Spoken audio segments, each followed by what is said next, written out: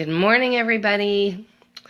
This is Melissa Nielsen with Waldorf Essentials. This is Monday. Monday morning is the Monday after Thanksgiving, so Cyber Monday. If you have not seen our sale this morning, we are having a 50% off sale, our digital store. Please see our Facebook page for all the details. It has a link and everything. And we still have 40% off of our hard copies too. So got you covered in both places. This morning I had this, like, a whole bunch of little topics that sort of came up that I thought I would tackle. First, I hope for our American friends that you had a great Thanksgiving.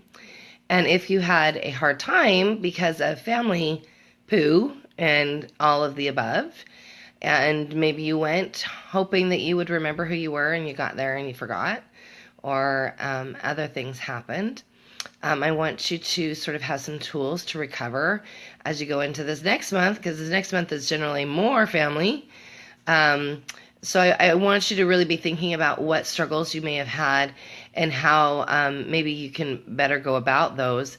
One of the things that I tend to do when I get myself in a spot where maybe we've had some family not be kind to us, or I go, how did that turn out to that? I tend to sort of go back over it, and rather than over analyzing it, sort of back up and do a backward review of it a little bit and try to see where it unraveled, and so that I have better skills for next time. I find that immensely helpful. I also find it immensely helpful that if there's, like, if it was because you and your partner were not on the same page, so sort of figure that out. Figure out, was it overstimulation of kids? Was it just the situation where they're, because there's so many variables, and was it a situation where maybe you should have just said, you know what, I'm not going, and that's a perfectly okay thing to say. I'm a huge, like, pro family, rah person, hugely, but I live in San Diego. And there's no family with me.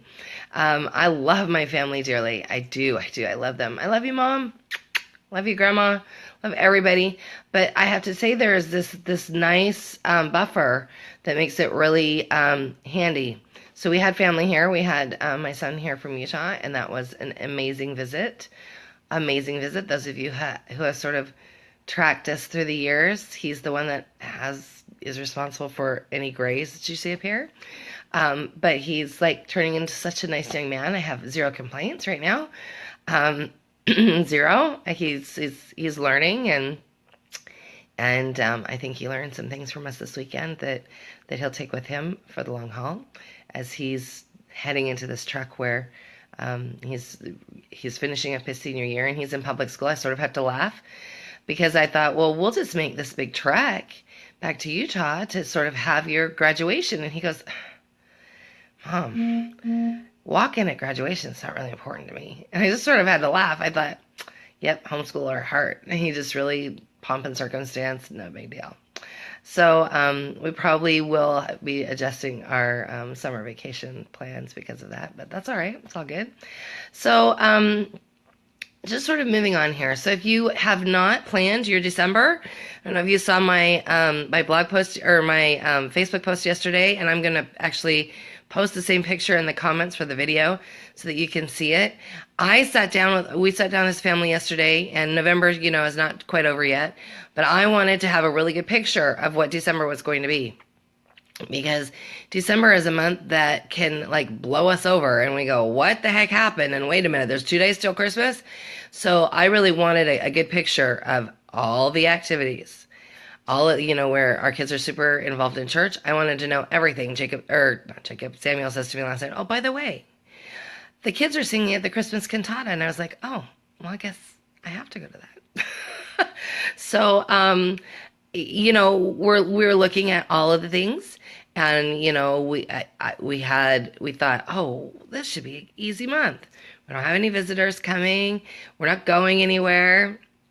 And then there were, like, 5 extra church things and extra things here and extra things there. And I went, wait a minute. So we had to sit down and we had to plan it. The other thing with school in December, if you use our curriculum, you see that I generally keep December pretty light. And that's just because most cultures celebrate something this month, whether it be the solstice, Christmas, Hanukkah. There's always something going on. So I don't ever want you to feel like, oh no, I have to be a slave to the curriculum. So we've backed off a lot in the curriculum. But for our own sake, personally, we only have 6 lessons this month. To 6. Because I knew that I didn't want us to feel crazy, and I wanted us to take full advantage of my nice new gigantic kitchen. So there's going to be a lot of baking going on. And there hasn't been in for a couple of years because my kitchen's kind of been crappy. But I have this amazing kitchen now. So baking's going to happen in a huge way. So I wanted that to happen. And I knew, and I have work to do. I have lots of fun things that I'm working on for January. I knew that couldn't happen if we were doing 3 weeks of lessons. So we chose to do very small lesson blocks. So we're just doing six lessons. And so I would encourage you that if you're looking at the month ahead and you're thinking, how in the heck am I going to get it all in? Look at school, take a deep breath, and say, what can I shorten up? What can I pass on to January? And really just sort of let go of any guilt or stress that you have about that. Because it will still be there in January. It will be. And you'll be like, oh, how am I going to finish this before the end of the year? It'll all be there. Don't worry about it. We'll probably do an Ox of the Mire boot camp in January just to sort of make sure everybody is where they should be and feels good about where they are. But really for December, sit down and make your plan, put your plan on paper. And I would get, like we just had a calendar page and we just plotted out all of the things that I knew were coming. And had Eleanor sit down and tell me all of the church things that she knows as youth. And Samuel, of course, now he's got things. Craziness.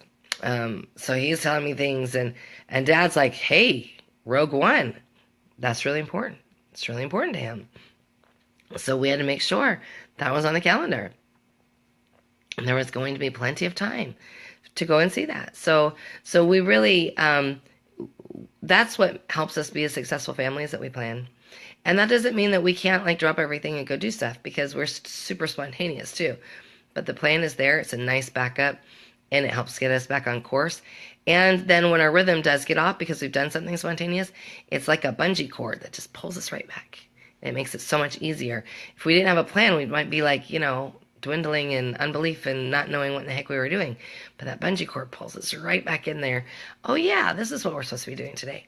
So I plotted out even the days that I'm working, the days that we're working, the days that, or that I'm working, the days that there's school, all of that is all plotted out. So that way we know what days we can bake. It's all about baking for me right now. I'm really excited about that. So that is my tips on planning.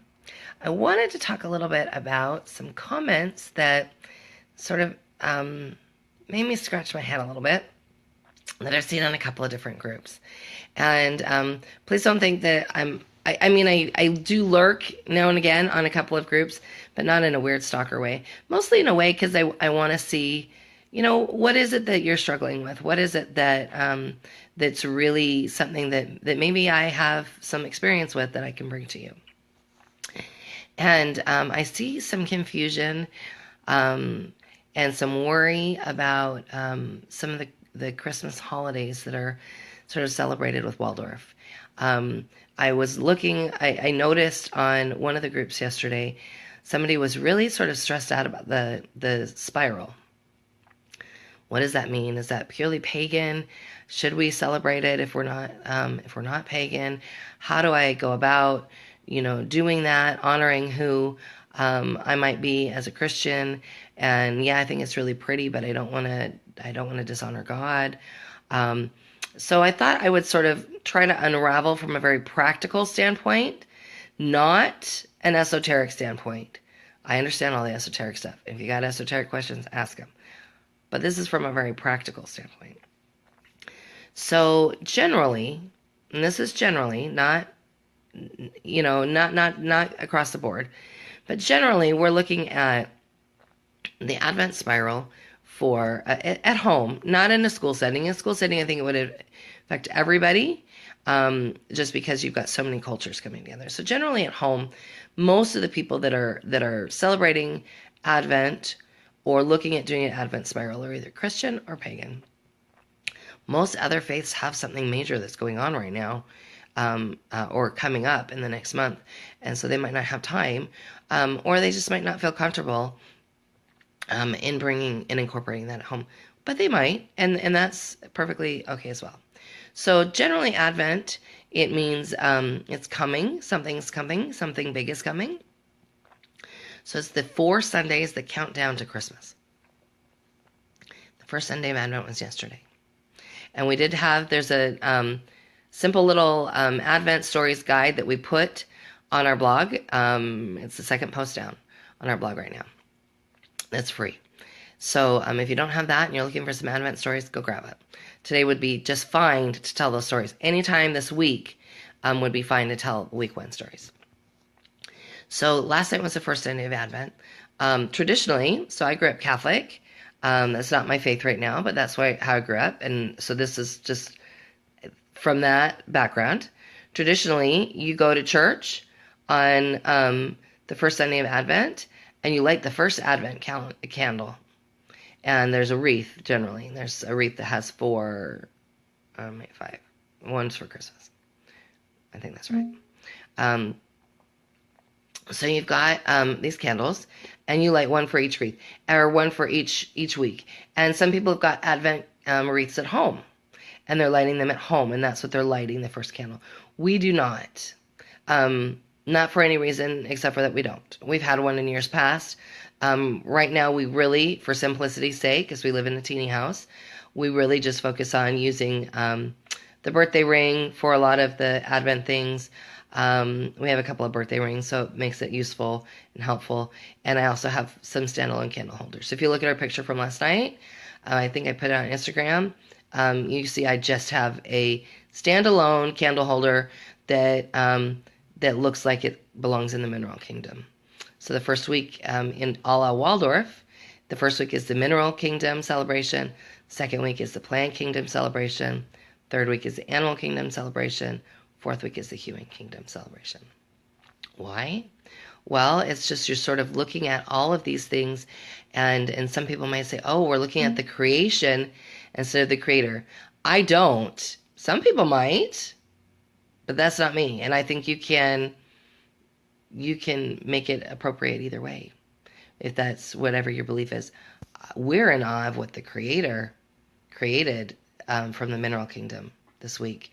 So we're looking at rocks, and we're looking at the wonder of our bones that are so strong, bones that made up our bodies, bones that made up the Christ child's body.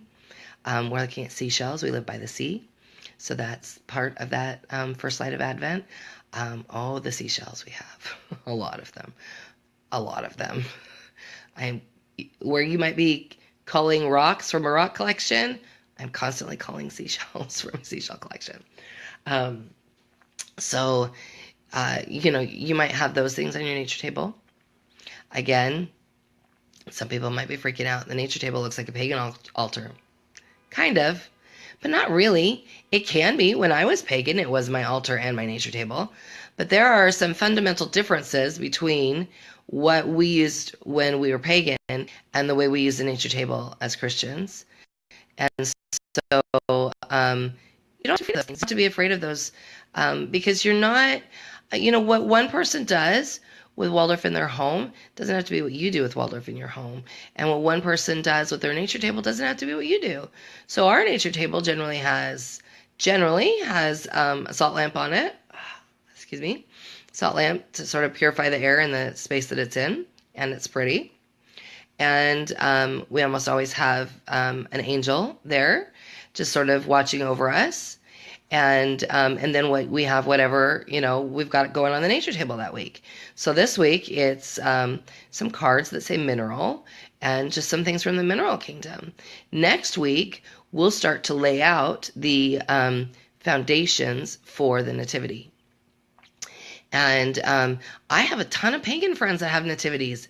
It's the time of the year. It's what's coming. Some people are celebrating the return of the sun, S-U-N.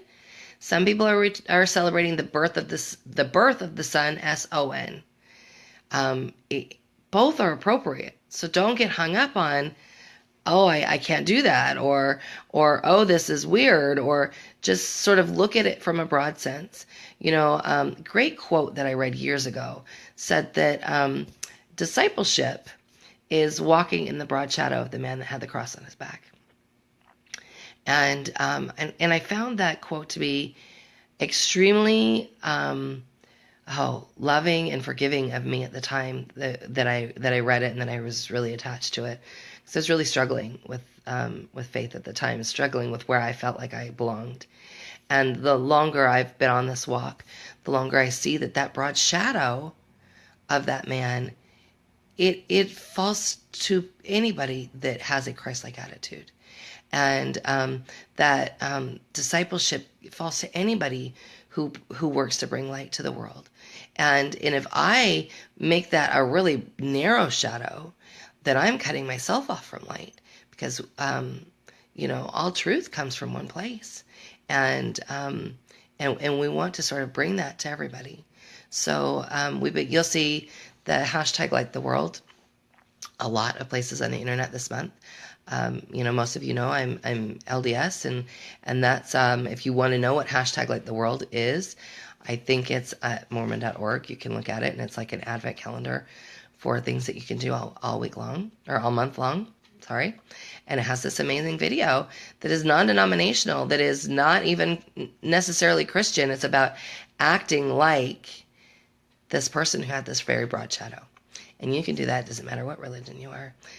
Because we're all we want this world of light, and we want this world of light where people love each other.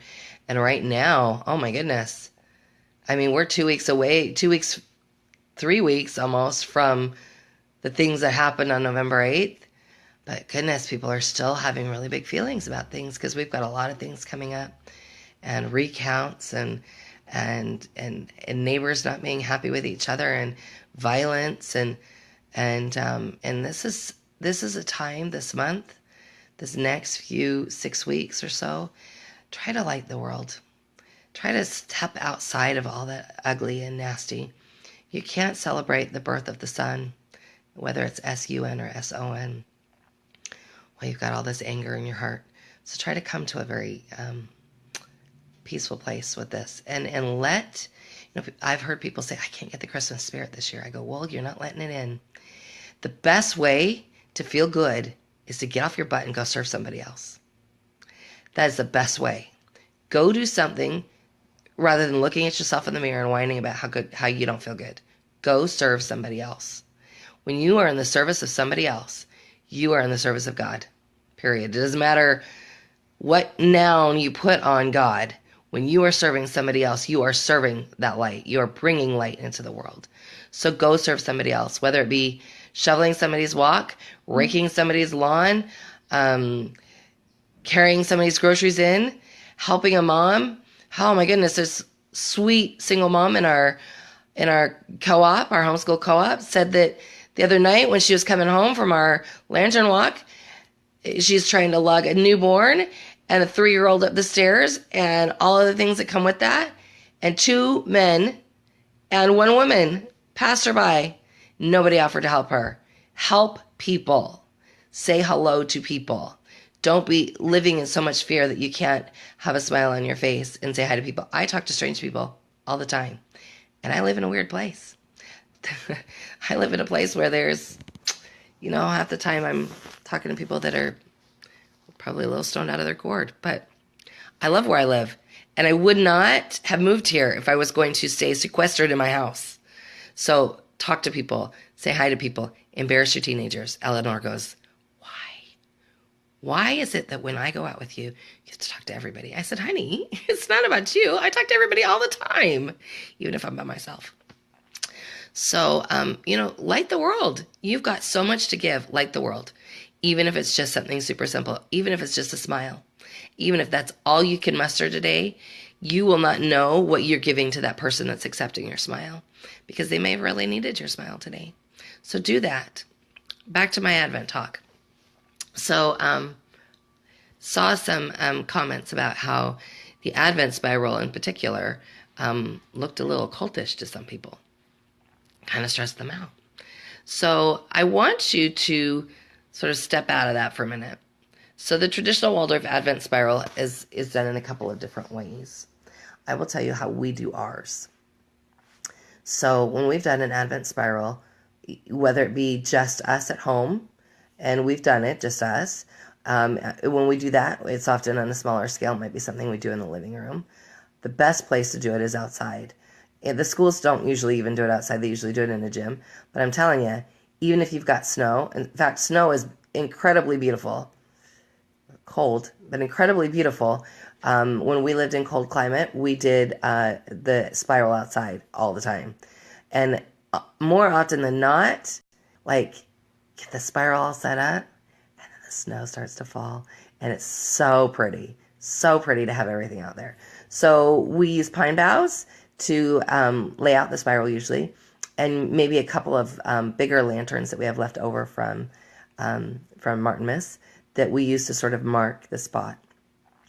We also we tend to core apples and put a light in the apple when we do this. And there's actually this really handy, if you look on Amazon for an apple corer, it's this thing that like pops down in the apple and just pops out enough for a tea light. So we do that. We have enough of those for all of the participants.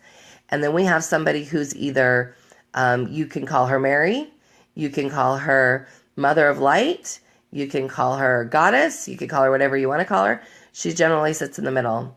And so you reverently walk into this spiral, sort of going inward, and you get your light that's already lit by Mary, and she hands it to you. It's in this beautiful apple. Now, this apple you're not taking home, you're not eating it, it's just an apple. Do not buy organic apples for this. Don't do it, because you're wasting them. Just buy crappy apples. So the idea is you get the light from Mary, you walk out, and you set your light somewhere on the spiral on your way out. It's very reverent activity. Why? Because it's a very reverent time. It's about meditating as you go inward, and then as you come back out, you're bringing this light out. So you're setting that light then somewhere along the spiral. So if you have, oh my goodness, we had like 40 people one year do the spiral. And we had it when we lived in co-housing, so we had this big common area, and the whole field was all lit up with all these lights. It was beautiful. We've done it on the beach. Beautiful. It's amazingly, like, it's very meditative, and it's just a very reverent, beautiful feeling. So when you have this festival, and say you're doing it with just a group of homeschool people, listen, it's Reverent Festival. So generally when we do that, we do not have dinner. We generally don't even have snacks. We generally arrive, you get it, maybe a story, maybe a song, if you can keep it reverent. If you have a lot of busy little kids, no. At least that's my opinion, because it's very reverent activity. It's kind of like church in that way. So then you could get there and you stagger people that are walking the spiral. I generally only put one person through the spiral at a time. If you've got little kids, then a parent and a young child goes through at the same time. But you want to explain this to your children before you arrive. You want to explain, hey, this is quiet. And if you don't have church in your experience, you can talk about this. It's kind of like when we go to the library and it's super quiet, or we go to the museum and it's super quiet, and you talk to them about it in that respect, and give them that sort of piece of understanding that this is quiet activity, and you're not just doing that for yourself. There are other people that are there to celebrate that spiral that also would appreciate quiet activity. So if you're in a spot, and I've been in a spot where you might have a toddler or an infant that just can't be quiet, step aside, let other people go. This might not be your year, and it's okay. Or ask your partner, hey, I really want to walk the spiral. Will you please hold Johnny while I go do that? This is also a time I've walked the spiral before with other people in a very loving friendship way, and to sort of, just signify our friendship together. And that's a very beautiful thing, with several different people, actually, now that I'm thinking about it, and different people that have been in my life that have made a big impact. And we've walked the spiral together, and it's been just a very spiritual experience. So instead of thinking of it as this weird cultish thing, I promise it's not. It is showing your light to the world. So from a Christian perspective, hashtag light the world.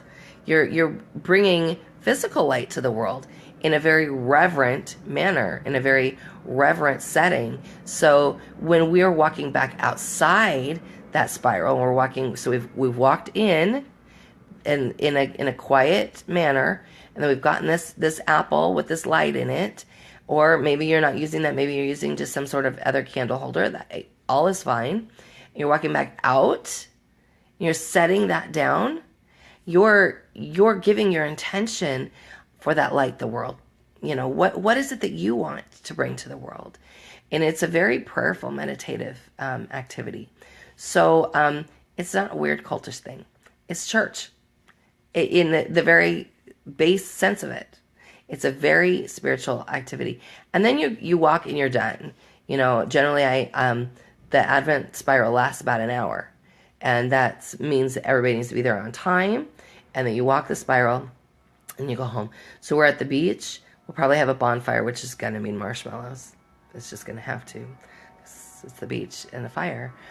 So we'll probably have our fire pit far away from where the spiral is.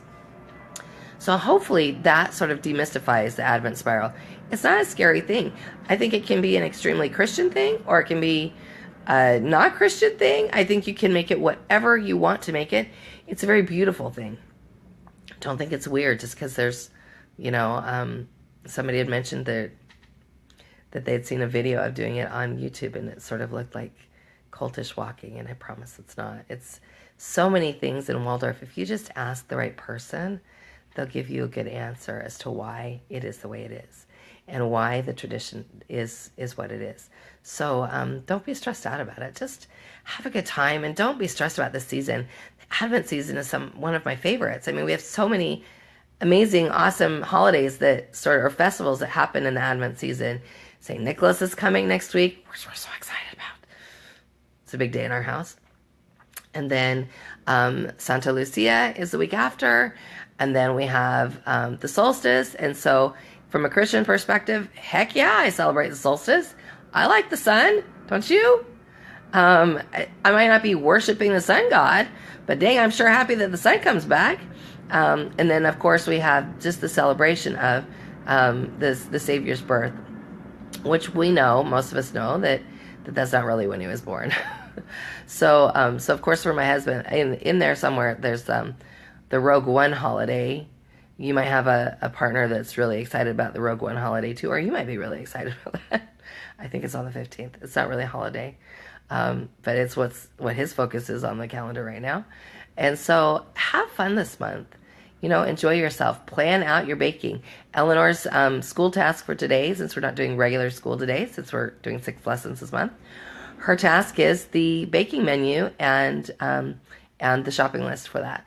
So we have it all here and all ready to go to start making, having a good time with baking. So if you are worried about something that you see on a Waldorf website, or thinking that it might affect your eternal soul and you're worried about it, would you please drop me an email or a PM and let me help you walk through that, and with some practicality and some understanding. And it doesn't have to just be about Advent. There's definitely some stuff that Steiner wrote that I was like, I don't think so. But most of it is like incredibly amazing. And if you let it sort of seep in, oh my goodness, the benefits that come from just that inner work of taking the time to try to understand. And again, we know that all truth comes from one place. So that is it for today. I hope you have a wonderful week, and we'll be back next week. Bye now.